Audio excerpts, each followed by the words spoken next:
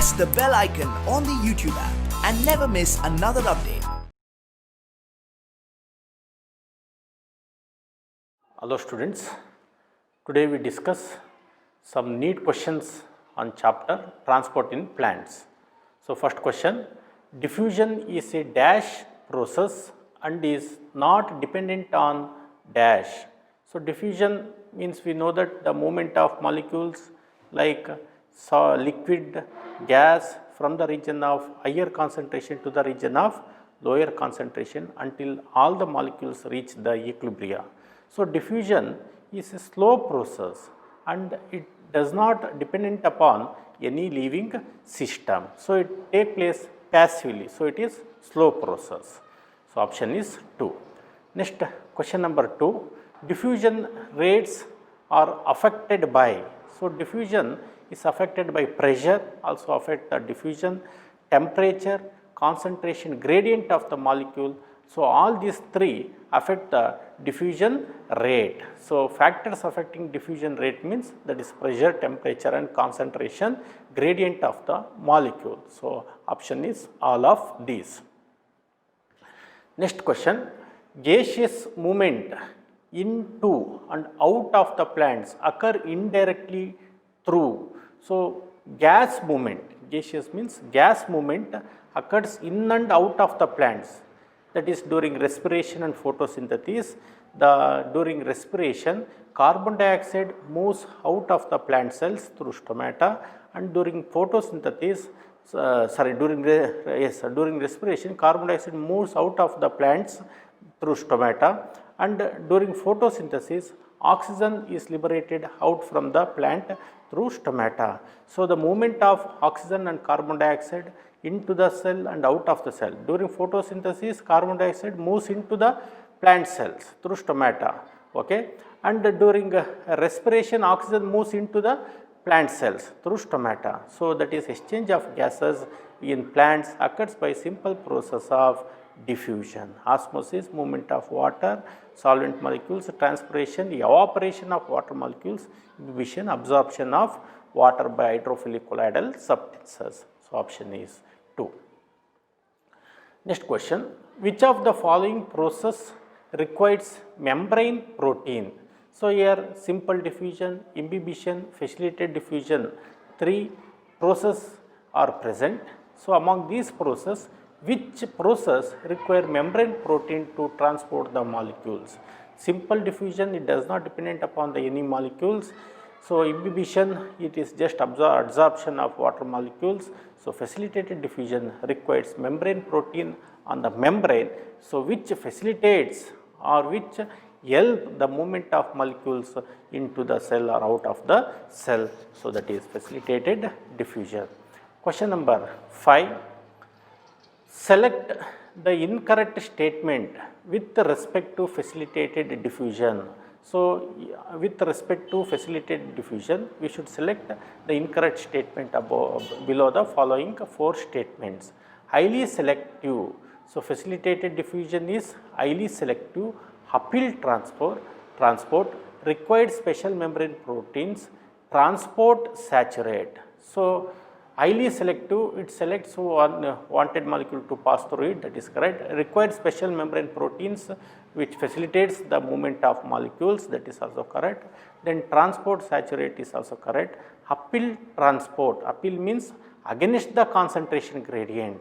So facilitated diffusion will not transport the molecules against the concentration gradient, it will transport the molecules along the concentration gradient, with the concentration gradient, that is from higher concentration to lower concentration without utilization of energy. So it is passive process, okay. So active diffusion or active movement is uphill transport, where it consumes the energy to transport the molecules against the concentration gradient. So incorrect statement is uphill transport.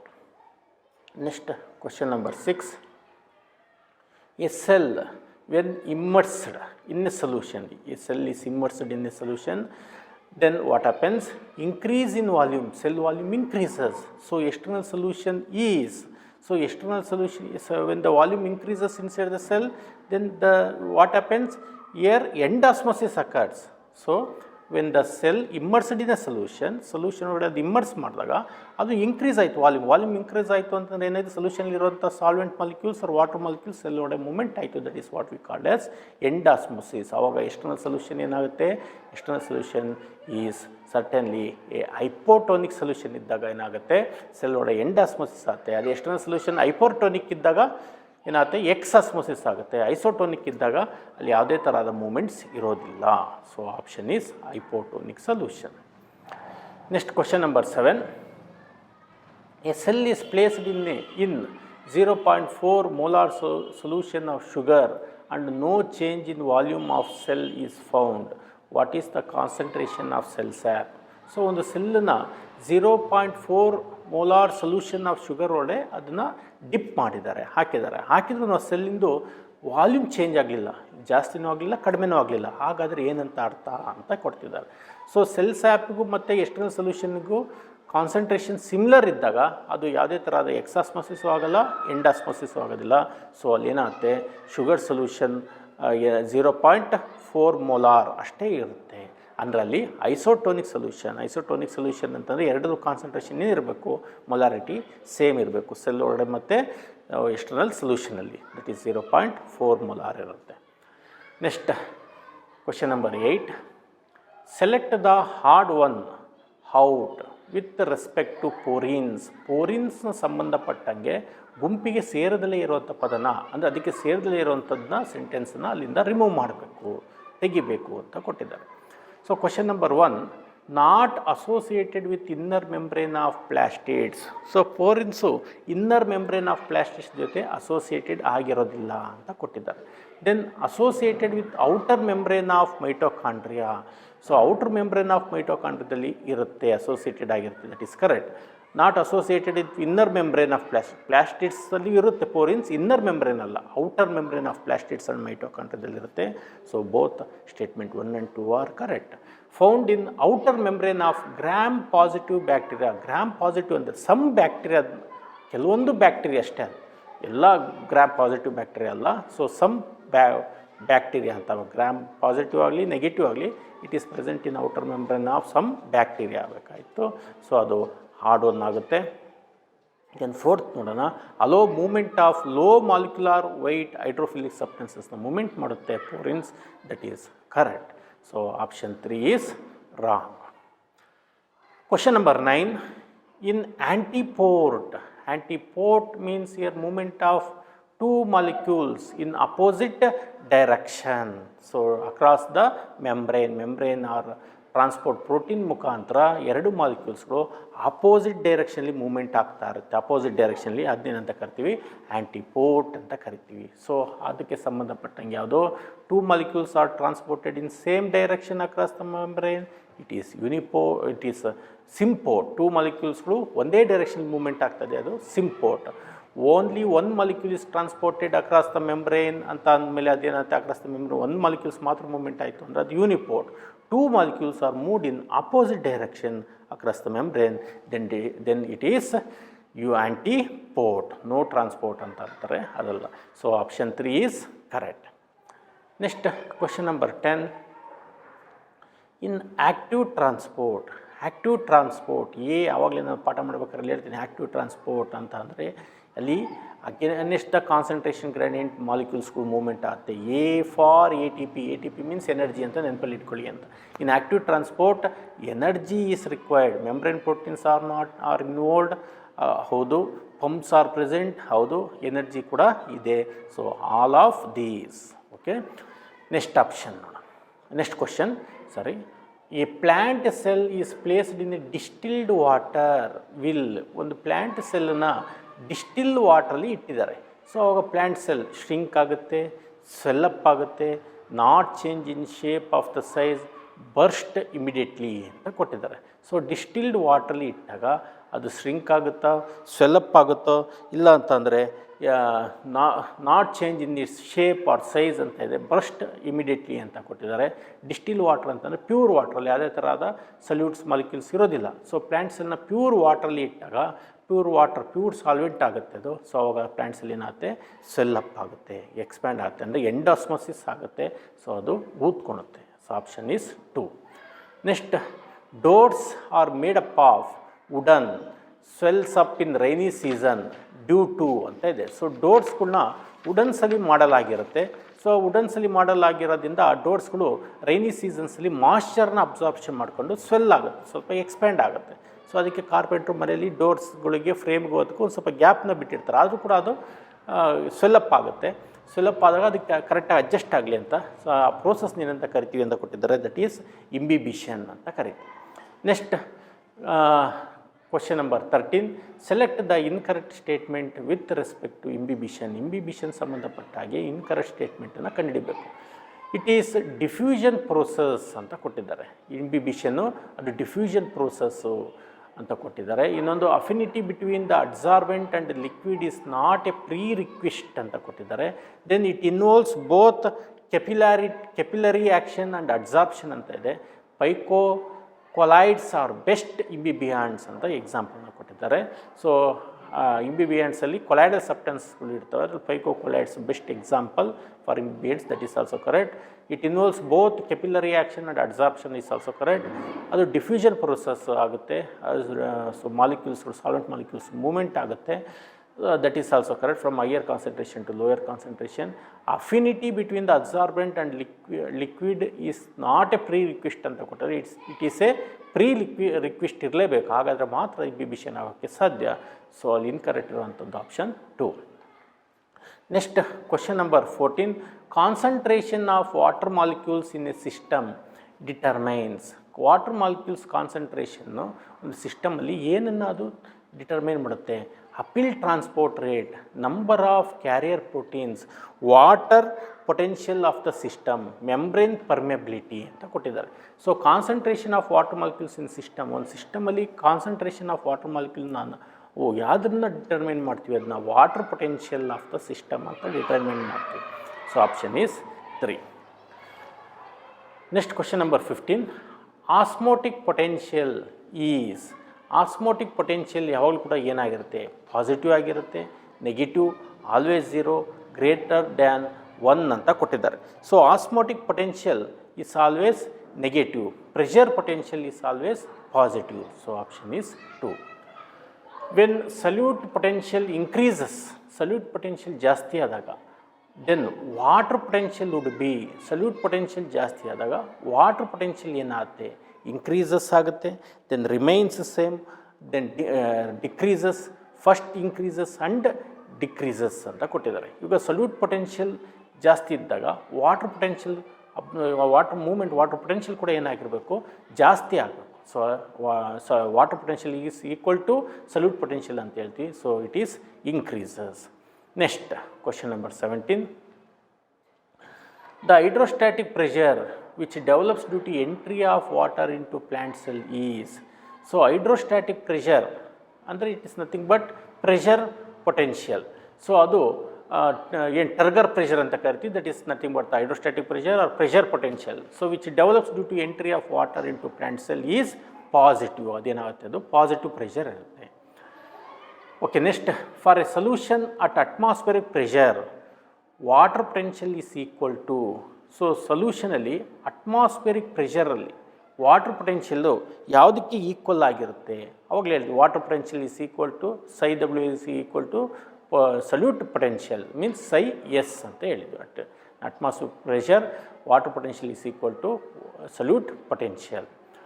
So option is 2. Next question number 19, when a cell is placed in a solution, ಒಂದು ಸೆಲ್ನ ಒಂದು solution ಒಳಗಡೆ ಹಾಕಿದ್ವಿ, whose osmotic concentration is equal to cell sap. ಒಂದು ಸೆಲ್ನ solution ಒಳಗೆ ಹಾಕಿದ್ವಿ, so ಅವಾಗ ಏನಾಗಿದೆ? ಅದರದ್ದು ಆಸ್ಮೋಟಿಕ್ ಕಾನ್ಸಂಟ್ರೇಷನ್ನು ಸೆಲ್ ಸ್ಯಾಪಿಗೆ ಈಕ್ವಲ್ ಆಗಿದೆ. ಅವಾಗ ಏನಾಗುತ್ತೆ ನೋಡೋಣ. Water moves inside the cell, ಅವಾಗ ವಾಟರ್ ಸೆಲ್ ಒಳಗೆ ಹೋಗುತ್ತೆ. Water moves outside the cell, water ಸೆಲ್ಲಿಂದ ಹೊರಗಡೆ ಬರುತ್ತೆ. No net movement of water occurs, cell will be plasmolysed ಅಂತ ಕೊಟ್ಟಿದ್ದಾರೆ. ಇಲ್ಲಿ ನೋಡಿ ಕ್ವಶನ್ ನೋಡಿ, in cell is placed in a solution, ಸೆಲ್ನ ಸೊಲ್ಯೂಷನ್ ಒಳಗೆ ಹಾಕಿದ್ದೀವಿ, ಅವಾಗ ಅಲ್ಲಿ ಆಸ್ಮೋಟಿಕ್ ಕಾನ್ಸಂಟ್ರೇಷನ್ ಈಕ್ವಲ್ ಆಗಿದೆ. ಸೆಲ್ಲಿಂದು ಮತ್ತು ಸೊಲ್ಯೂಷನ್ದು ಈಕ್ವಲ್ ಆಗಿದೆ. ಈಕ್ವಲ್ ಆಗಿದೆ ಅಂತಂದರೆ ಏನಂತ ಅರ್ಥ? ಇಟ್ ಈಸ್ ಐಸೋಟೋನಿಕ್ ಸೊಲ್ಯೂಷನ್ ಅಂತ ಅರ್ಥ. ಸೊ ಅವಾಗ no net movement of water. So option is 3. Next question number 2, 20, what would be the pressure potential of a cell sap in the cell A and cell B respectively ಅಂತ ಕೊಟ್ಟು ಇಲ್ಲಿ ಎರಡು ಸೆಲ್ಸ್ಗಳನ್ನ ಕೊಟ್ಟಿದ್ದಾರೆ. Cell ಎನಲ್ಲಿ water potential ಮತ್ತು salute potential ಕೊಟ್ಟಿದ್ದಾರೆ, cell ಬಿನಲ್ಲಿ water potential ಮತ್ತು salute ಪೊಟೆನ್ಷಿಯಲ್ನ ಕೊಟ್ಟಿದ್ದಾರೆ. So ಅದನ್ನ ತಗೊಂಡು ನಾವು ಕ್ಯಾಲ್ಕುಲೇಷನ್ ಮಾಡಬೇಕು. ನಮಗೆ ಫಾರ್ಮುಲಾ ಗೊತ್ತಿದೆ, ಸೈ W is equal to psi S plus ಸೈ ಪಿ ಅಂತ ಕೊಟ್ಟಿದ್ದಾರೆ.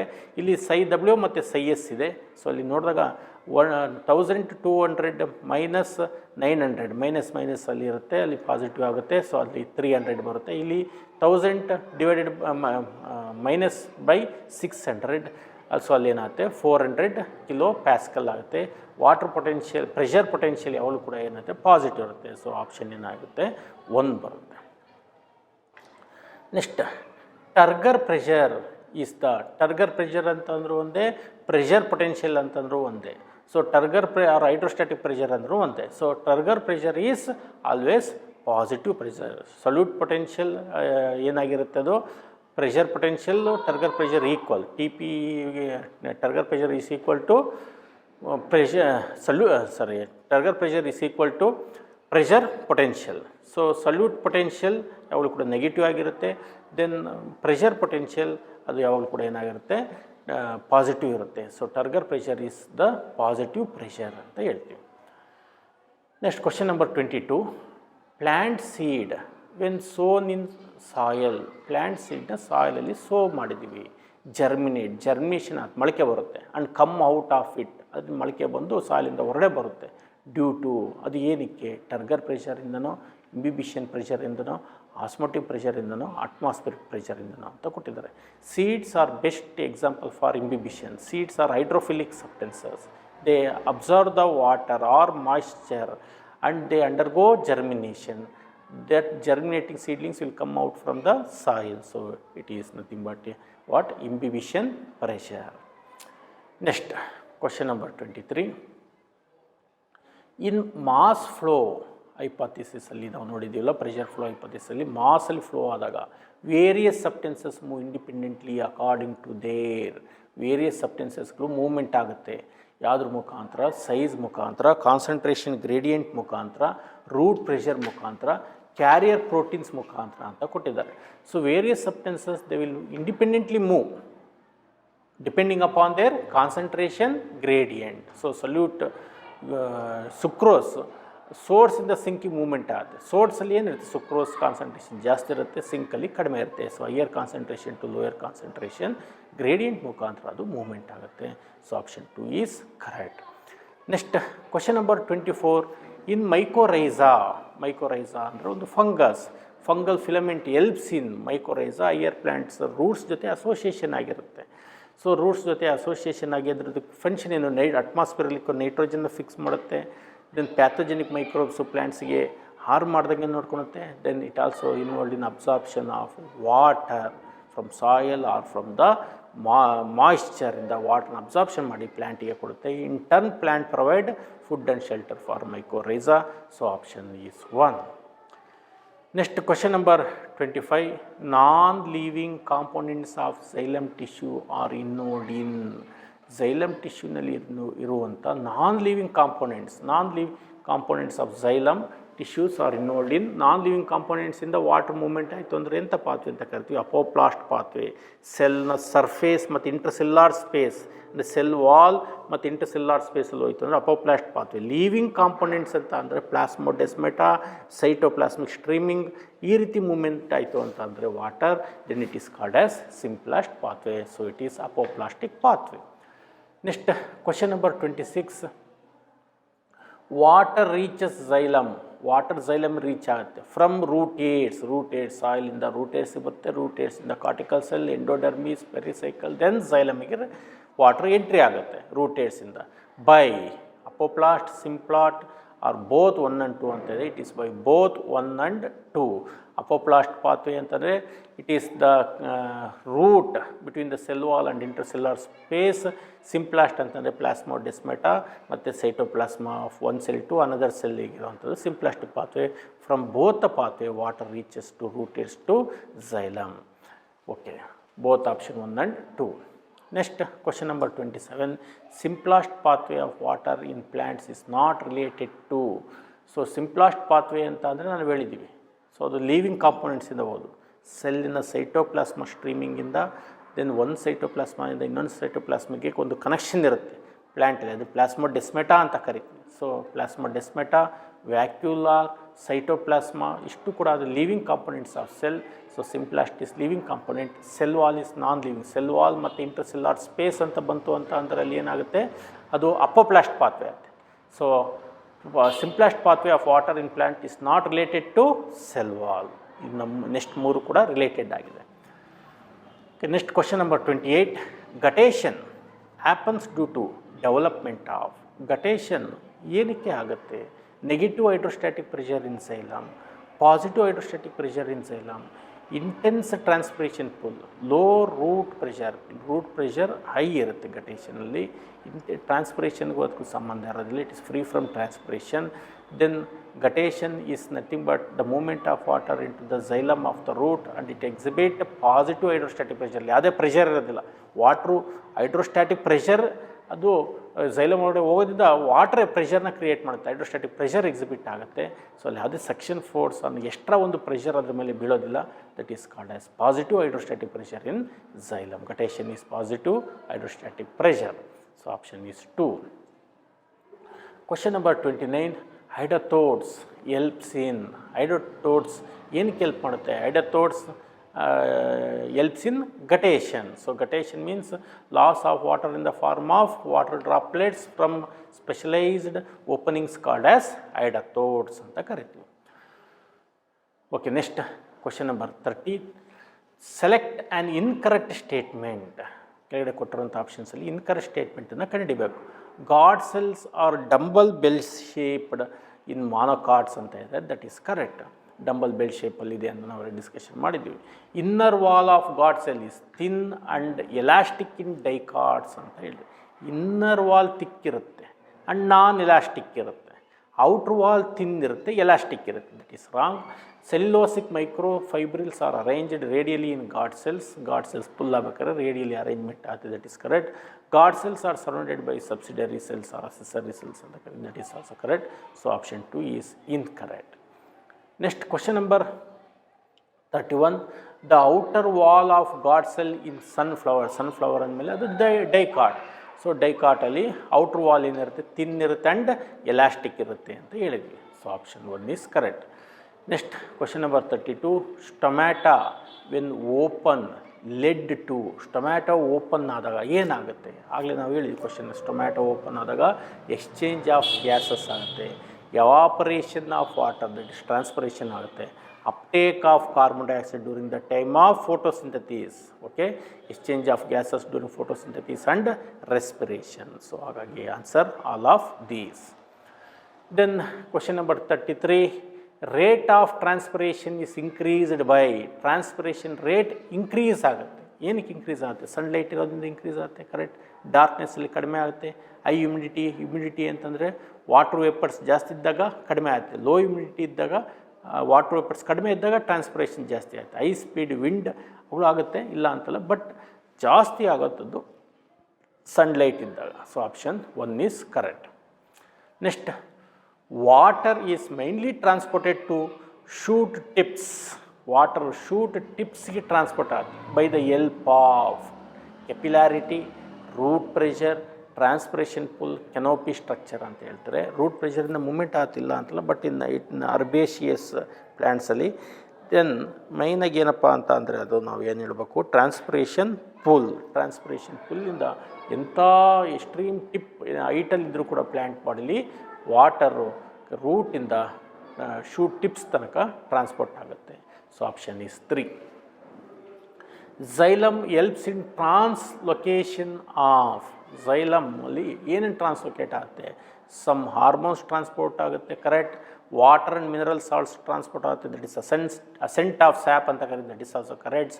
ಅಮೈಡ್ಸ್, amino nitrogen in the form of amides, organic amides ಆಗಿ ಟ್ರಾನ್ಸ್ಪೋರ್ಟ್ ಆಗುತ್ತೆ, that is also correct. More than 1 option is correct. So option 4. Next question number 36. The water rises in straw. Straw ಒಂದು ಗ್ಲಾಸಲ್ಲಿ water ತಗೊಂಡು straw ಹಾಕಿದರೆ ಅದರಲ್ಲಿ water rice ಆಗುತ್ತೆ. ಅದಾದಮೇಲೆ but ಅದು ವಾಟರ್ ಪ್ರೆಷರಿಂದ ರೈಸ್ ಆಗುತ್ತೆ. ಬಟ್ ನಾವು ಮೇಲೆ ಸಕ್ ಮಾಡ್ತೀವಿ, suction, it is due to suck ಮಾಡಿದಾಗ ಏನಾಗ್ತದೆ, ಎಕ್ಸ್ಟ್ರಾ ಫೋರ್ಸ್ ಆಗ್ತೀವಿ. ಎಕ್ಸ್ಟ್ರಾ ಫೋರ್ಸ್ ಆಗ್ತಾಗ ಅದು ನೆಗೆಟಿವ್ ಹೈಡ್ರೋಸ್ಟ್ಯಾಟಿಕ್ ಪ್ರೆಷರ್. ಕೊಟೇಷನ್ ಯಾಕೆ ನಾವು ಪಾಸಿಟಿವ್ ಅಂತ ಕರಿತೀವಿ, ಅಲ್ಲಿ ವಾಟರ್ ಪ್ರೆಷರಿಂದನೇ ಹೈಡ್ರೋಸ್ಟ್ಯಾಟಿಕ್ ಪ್ರೆಷರಿಂದ ಮೂವ್ಮೆಂಟ್ ಆಗುತ್ತೆ. ಆದರೆ ಇಲ್ಲಿ ನಾವು ಎಕ್ಸ್ಟ್ರಾ ಒಂದು ಪ್ರೆಷರ್ ಹಾಕ್ತೀವಿ, ಸ್ಟ್ರಾ ಒಡೆ ಸ್ಮಾಲ್ ಡಿಸ್ಟೆನ್ಸ್ ವಾಟರ್ ಮೂವ್ಮೆಂಟ್ ಆಗುತ್ತೆ, ದಟ್ ಈಸ್ ಪಾಸಿಟಿವ್.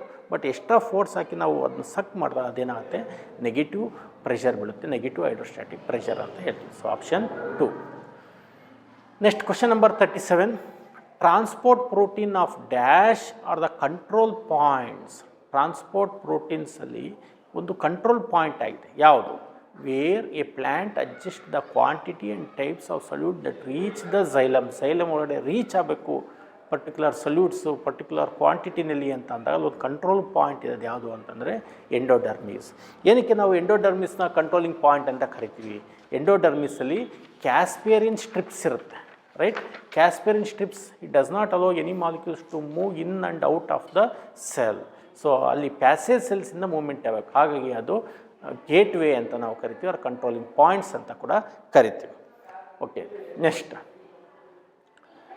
ಈಗ ನೋಡಿ ಅದೇ ಕ್ವಶನ್. ದ 38ಅಲ್ಲಿ ಸೇಮ್ ಅದೇ ಆಪ್ಷನ್ಸ್ನ ಕ್ವಶನ್ ಮಾಡಿದ್ದಾರೆ. The Casparian strips of root endodermis is made up of suberin. ಹೌದಾ? ಸೊ ಅದು ಸುಬ್ಯಾರಿನ್ ಕೆಮಿಕಲ್ ಸಬ್ಸ್ಟೆನ್ಸಿಂದ ಮಾಡಲಾಗಿರುತ್ತೆ. Suberin is impervious to movement of any molecules into the cell and out of the cell. Okay, next question number 39. Ions are absorbed from the soil by. ಅಯಾನ್ಸ್ನ ಸಾಯಿಲಿಂದ absorb ಮಾಡುತ್ತೆ, ಸಾಯಿಲಿಂದ ರೂಟ್ಸ್ಗಳು absorbs ಮಾಡ್ತವೆ ions. ಅದು ಯಾವ process? It is both passive transport and also active transport ಅಂತ ಹೇಳಿದ್ವಿ, both 1 and 2. So passive transport ಅಂದರೆ from higher concentration to lower concentration movement ಆಗುತ್ತೆ with the concentration gradient by simple process of ಡಿಫ್ಯೂಷನ್ನಿಂದ, that is correct.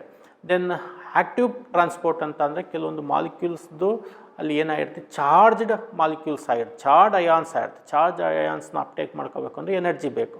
Then ಕೆಲವೊಂದು ions concentration ಸಾಯಿಲಲ್ಲಿ ಕಡಿಮೆ ಇರುತ್ತೆ when compare to the plant cells. So ಅಲ್ಲಿ against the concentration gradient uptake ಆಗಬೇಕು. So it transport, ion transport is both passive process and active process, that is both 1 and 2 ಆಗುತ್ತೆ. Then remobilised minerals become available to.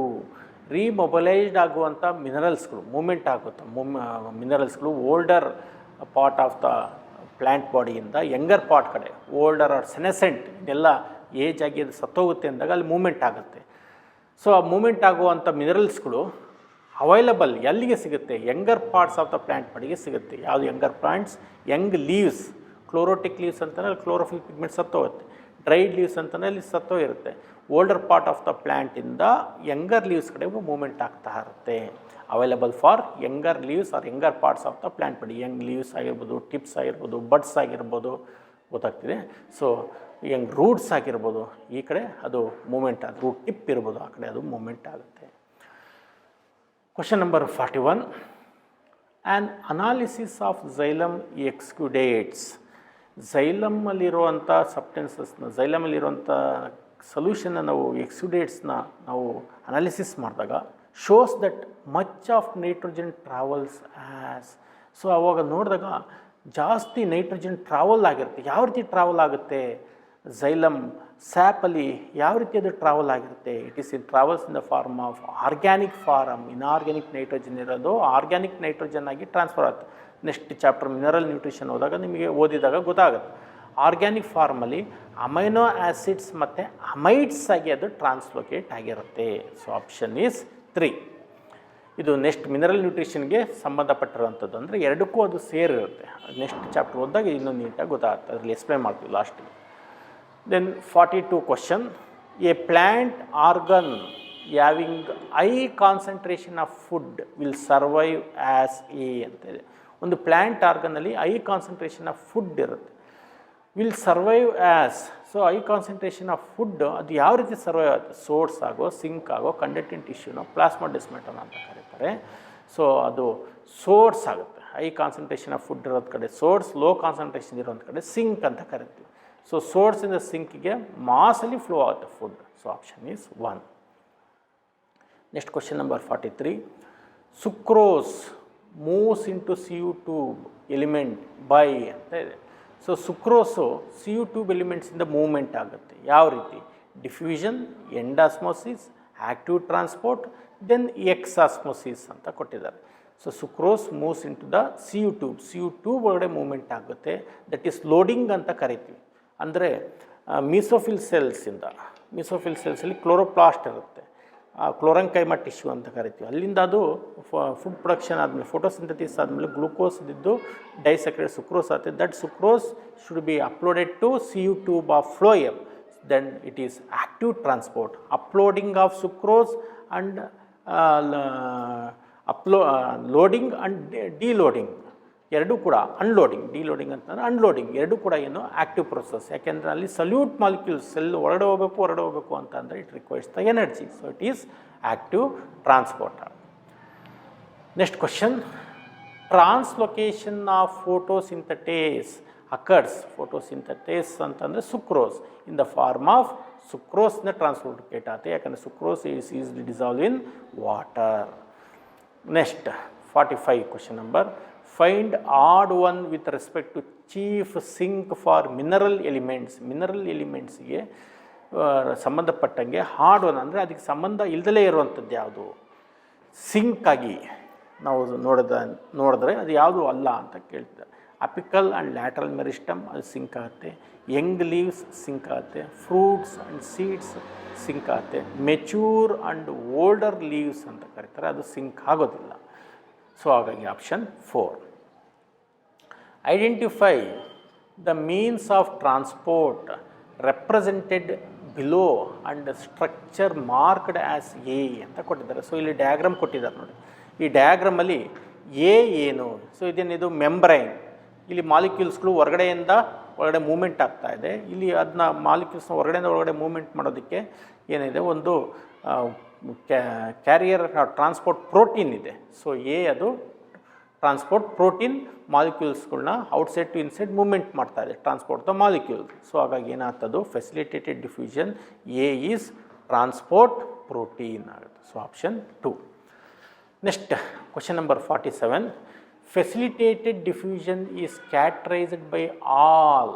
Facilitated ಡಿಫ್ಯೂಷನ್ನು ಎಲ್ಲ ಇಲ್ಲಿ ಕೊಟ್ಟಿರೋಂಥ ಎಲ್ಲ characters facilitated ಡಿಫ್ಯೂಷನ್ಸ್ಗೆ ಬರುತ್ತೆ. ಯಾವುದೋ ಒಂದು ಮಾತ್ರ ಎಕ್ಸೆಪ್ಟ್ ಅಂತ ಇದೆ. So facilitated diffusion requirement of membrane protein, ಅದಕ್ಕೆ ಮೆಂಬ್ರೈನ್ ಪ್ರೋಟೀನ್ ಬೇಕು. ಹೌದು, ಅಪೀಲ್ ಟ್ರಾನ್ಸ್ಪೋರ್ಟ್ ಅಲ್ಲ, ಅದು ಅಪೀಲ್ ಟ್ರಾನ್ಸ್ಪೋರ್ಟ್ ಮಾಡೋದಿಲ್ಲ. ಈ transport molecules with the concentration gradient from higher concentration to lower concentration. Okay, ಅಪೀಲ್ ಟ್ರಾನ್ಸ್ಪೋರ್ಟ್ ಮಾಡೋದು ಯಾವುದು, ಆ್ಯಕ್ಟಿವ್ ಟ್ರಾನ್ಸ್ಪೋರ್ಟ್ ಮಾತ್ರ. No requirement of energy is correct. Highly selective in nature is also correct. So option 2 is not, character is not related to facilitated diffusion. Then which is not true regarding active water absorption. Active water absorption ಸಂಬಂಧಪಟ್ಟಂಗೆ ಯಾವುದು correct ಅಲ್ಲ ಅಂತ ಕೊಟ್ಟಿದ್ದಾರೆ. So require energy, which is not true regarding active water transport. Active water transport means it requires the energy. So it require energy is correct. Occurs only when transpiration is low. Transpiration ಕಡಿಮೆ ಇದ್ದಾಗ ಆಗಿರುತ್ತೆ, correct. Living cells R essential, it is also correct. Force develops in shoot ಅಂತ ಇದೆ, force develops ಇನ್ roots ಆಗಬೇಕು. So option force develops ಇನ್ shoot ಅನ್ನೋದು ತಪ್ಪು. So force develops in leaves. So option 4 is wrong. 49. A perfect partition between osmotically active system and pure water in physical condition can be formed by A ಅಂತ ಹೇಳಿ.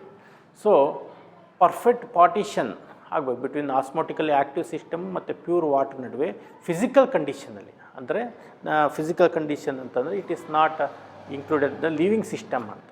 So physical condition non living ಸಿಸ್ಟಮಲ್ಲಿ ನೋಡೋದಾದರೆ ಅಲ್ಲಿ ಏನಿರುತ್ತೆ, ಒಂದು selectively permeable membrane ಇರುತ್ತೆ. Semi permeable membrane ಅಲ್ಲ, selectively permeable membrane, like parchment membrane ಅಂತ ಒಂದು ಸಿಂಥೆಟಿಕ್ ಮೆಂಬ್ರೈನ್ ಇರುತ್ತೆ. So option 2. Water channels water ಚಾನಲ್ಸ್ಗಳು ಅಂತಂದರೆ ಏನು? They R made up of 8 similar type of aquaporins, that is correct. Involved in active transport ಅಂತ ಕೊಟ್ಟಿದ್ದಾರೆ. So ಅದು ಎನರ್ಜಿ ತಗೊಂಡು ಟ್ರಾನ್ಸ್ಪೋರ್ಟ್ ಮಾಡುತ್ತೆ ಅಂತ ಕೊಟ್ಟಿದ್ದಾರೆ. Then involved in facilitated diffusion ಅಂತ ಕೊಟ್ಟಿದ್ದಾರೆ. More than one option is correct ಅಂತ ಇದೆ. So made up of 8 similar type of aquaporins is correct. Involved in facilitated diffusion is correct. But involved in active transport ಅಲ್ಲ, they are passive transport. So ಹಾಗಾಗಿ but more than one option is correct. So option 4 is correct. Okay.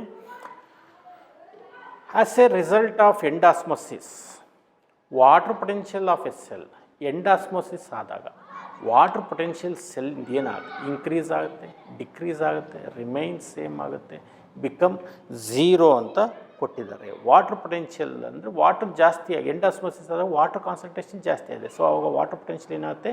Increase ಆಗುತ್ತೆ. Solute concentration ಕಡಿಮೆ ಆಗುತ್ತೆ. So salute concentration ಕಡಿಮೆ ಆದಾಗ water concentration means free amount of water molecules ಏನಾಗುತ್ತೆ? ಜಾಸ್ತಿ ಆಗುತ್ತೆ. So ಆಗ ವಾಟರ್ ಪೊಟೆನ್ಷಿಯಲ್ ಏನಾಯಿತು? ಜಾಸ್ತಿ ಆಯಿತು, increases. Correct expression of water potential of plasmolysed cell. Plasmolysed ಸೆಲ್ಲಲ್ಲಿ ಸೊ ಪ್ಲಾಸ್ಮೊಲೈಸ್ ಆಗಿದೆ ಅಂದರೆ ಕಂಟಿನ್ಯೂಸ್ ಎಕ್ಸಾಸ್ಮೋಸಿಸ್ ಆಗಿ ಅದರಲ್ಲಿ ಸೆಲ್ಲಲ್ಲಿ ವಾಟರ್ ಹೋಗ್ಬಿಟ್ಟಿದೆ, ಲಾಸ್ ಆಗಿದೆ. ಸೊ ಲಾಸ್ ಆಗಿದೆ ಅಂದಮೇಲೆ ಅಲ್ಲಿ turgor pressure means hydrostatic pressure ಇರೋದಿಲ್ಲ, ವಾಟರ್ ಪ್ರೆಷರ್ ಪೊಟೆನ್ಷಿಯಲ್ ಕಡಿಮೆ ಆಗಿರುತ್ತೆ, ನೆಗೆಟಿವ್ ಆಗಿ ಹೋಗಿರುತ್ತೆ. ಸೊ ಹಾಗಾಗಿ psi W is equal to psi S plus ಬ್ರ್ಯಾಕೆಟಲ್ಲಿ ಮೈನಸ್ ಸೈ ಪಿ ಆಗಬೇಕು. So option 4 is correct. When a cell is fully turgid, ಒಂದು cell ಪೂರ್ತಿ ಊದ್ಕೊಂಡಿದೆ, ಟರ್ಜಿಡ್ ಅಂದರೆ ಸ್ವೆಲ್ ಆಗಿದೆ, which of the following will be the 0? ಅವಾಗ ಯಾವುದು 0 ಆಗುತ್ತೆ? So osmotic potential, pressure, osmotic pressure, turgor pressure, wall pressure, suction pressure, ಪೂರ್ತಿ ಊದ್ಕೊಂಬಿಟ್ಟಿದೆ. ಆಸ್ಮೋಟಿಕ್ ಪ್ರೆಷರ್ ಇದೆ, ಟರ್ಗರ್ ಪ್ರೆಷರ್ ಇದೆ, ವಾಲ್ ಪ್ರೆಷರ್ ಇದೆ, ಬಟ್ 0 ಆಗಿರೋದು ಸೆಕ್ಷನ್ ಪ್ರೆಷರ್. ಇನ್ನು ಫರ್ದರ್ ಅದು ಸಕ್ ಮಾಡೋಕ್ಕಾಗೋದಿಲ್ಲ, ಸೆಕ್ಷನ್ ಪ್ರೆಷರ್ 0 ಆಗಿರುತ್ತೆ. Next question, in a stomatal apparatus cellulosic microfibril are oriented. Stomatal ಆಪರೇಟರ್ಸಲ್ಲಿ ಸ್ಟೊಮ್ಯಾಟ ಓಪನ್ ಅಪ್ ಆಗಬೇಕು, ಕ್ಲೋಸ್ ಅಪ್ ಆಗಬೇಕು ಅಂತ ಅಂದಾಗ, ಸ್ಪೆಷಲಿ ಓಪನ್ ಅಪ್ ಆಗಬೇಕು ಅಂದಾಗ ಸೆಲ್ಯುಲೋಸಿಕ್ ಮೈಕ್ರೋಫೈಬ್ರಿಲ್ಸ್ಗಳು ಏನು ಮಾಡುತ್ತೆ? ಓಪನ್ ಅಪ್ ಆಗಿ ಇನ್ನರ್ ತಿಕ್ ವಾಲ್ನ ಅಂದರೆ ಇನ್ನರ್ ತಿಕ್ ವಾಲ್ನ ಎಳೆಯುತ್ತೆ.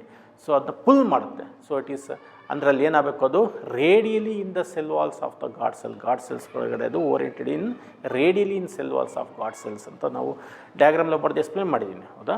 So option 2 is correct. Next question number 55. ಇಲ್ಲಿ ಸ್ಟೇಟ್ಮೆಂಟ್ಸ್ಗಳನ್ನ ಕೊಟ್ಟಿದ್ದಾರೆ, ಇದರಲ್ಲಿ ಯಾವುದು ಕರೆಕ್ಟ್ ಯಾವುದು ತಪ್ಪು ಅಂತ ನೋಡಬೇಕು. ಇನ್ ಎ ಡ್ರೈ ಅಟ್ಮಾಸ್ಫಿಯರ್ ಇದ್ದಾಗ relative humidity is low, humidity ಏನಿದೆ ಕಡಿಮೆ ಇದೆ. So the rate of transpiration increases ಅಂತ ಕೊಟ್ಟಿದ್ದಾರೆ. ಸೊ ಹಾಗಾಗಿ ಡ್ರೈ ಅಟ್ಮಾಸ್ಫಿಯರಲ್ಲಿ ಹ್ಯುಮಿಡಿಟಿ ಕಡಿಮೆ ಇದೆ, ಸೊ ಆವಾಗ ಟ್ರಾನ್ಸ್ಪಿರೇಷನ್ ಜಾಸ್ತಿ ಆಗಿದೆ, that is correct. Slow breeze promotes the rate of transpiration. Slow breeze ಆಗ್ತಿದೆ, ಅಲ್ಲಿ ವಾಟರ್ ಮಾಲಿಕ್ಯೂಲ್ಸ್ ತಗೊಂಡೋಗ್ತಾ ಇರುತ್ತೆ, ಅದು ಟ್ರಾನ್ಸ್ಪಿರೇಷನ್ ಆಗುತ್ತೆ, that is also correct. Abscisic acid, ABA ಅಂತಂದರೆ ಅಬ್ಸಿಸಿಕ್ ಆ್ಯಸಿಡ್ ಅಂತ ಕರಿತೀವಿ, ಪ್ಲ್ಯಾಂಟ್ ಗ್ರೋತ್ ಹಾರ್ಮೋನ್ಸ್ ಅದು. ಅಬ್ಸಿಸಿಕ್ ಆ್ಯಸಿಡ್ ಪ್ರಮೋಟ್ಸ್ ಟ್ರಾನ್ಸ್ಪಿರೇಷನ್ ಅಂತ ಹೇಳ್ತಾರೆ. ಅಬ್ಸಿಸಿಕ್ ಆ್ಯಸಿಡ್ ಅದು ಸ್ಟ್ರೆಸ್ ಹಾರ್ಮೋನ್ ಅಂತ ಕರಿತೀವಿ. ಸೊ ಅಬ್ಸಿಸಿಕ್ ಸ್ಟ್ರೆಸ್ ಕಂಡೀಷನಲ್ಲಿ ಪ್ಲ್ಯಾಂಟ್ಸಲ್ಲಿ ವಾಟರ್ ಇಲ್ಲದಲ್ಲೇ ಇದ್ದಾಗ ಅಬ್ಸಿಸಿಕ್ ಆ್ಯಸಿಡ್ ರಿಲೀಸ್ ಆಗಿ ಪ್ಲ್ಯಾಂಟ್ಸಿಂದ ಸ್ಟೊಮ್ಯಾಟೋನ ಕ್ಲೋಸ್ ಮಾಡುತ್ತೆ, ಪ್ರಿವೆಂಟ್ಸ್ ಟ್ರಾನ್ಸ್ಪಿರೇಷನ್. ಹಾಗಾಗಿ ಅದು ರಾಂಗ್.